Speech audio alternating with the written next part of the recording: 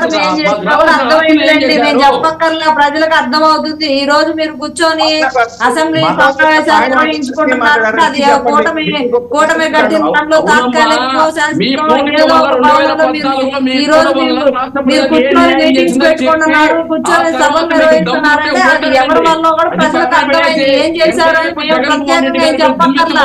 ఆ రోజు చేసిన రోజులే ఈ రోజు ఉన్నాయి. ఆ గొంతులు కూడా ప్రజలకు అర్థమైంది. ఆయన అసమర్థత బటన్ నొక్కడం తప్ప చేసింది ఏం లేదు.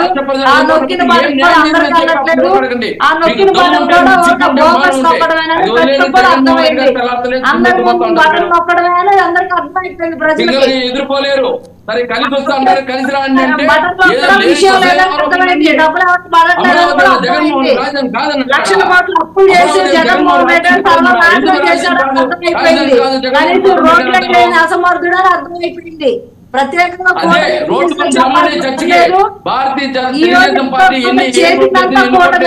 చేసిందంతా కూటమే ఆంధ్ర రాష్ట్రంలో. ఎన్ని కోట్లు ఖర్చు పెట్టని చెప్తాం. ఏదైనా సబ్జెక్ట్ మాట్లాడండి, ఊరికి అందుకనే ఆ రోజు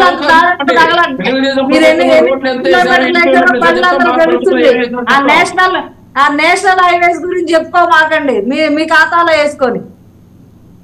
రాష్ట్రపతిలో రోడ్లు చెప్పండి, గ్రామాలలో కనెక్టివిటీ రోడ్లు చెప్పండి. రండి మాతో పాటు రండి చూపిస్తాం. రండి చూపిస్తాం. మీరు ఎక్కడ రోడ్లు వేసారని చూపించండి.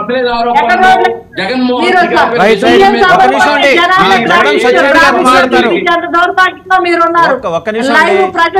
లైవ్ లో గ్రాఫిక్స్ లో చూపిస్తున్నారు.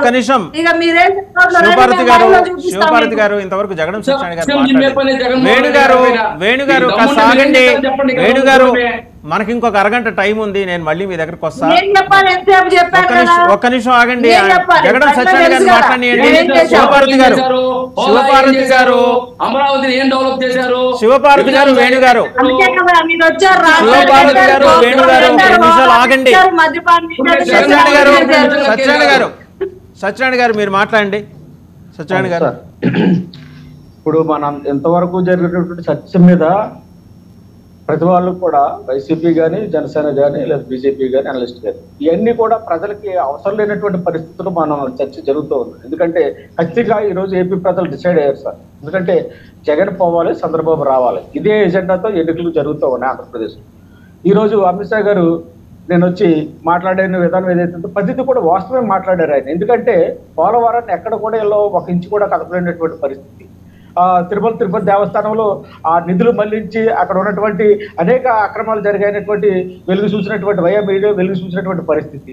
అమరావతిలో ఏం చెప్తున్నారు? ఇటు అమరావతి కాదు 3 రాజధానులు ఉంటాయని చెప్తున్నారు.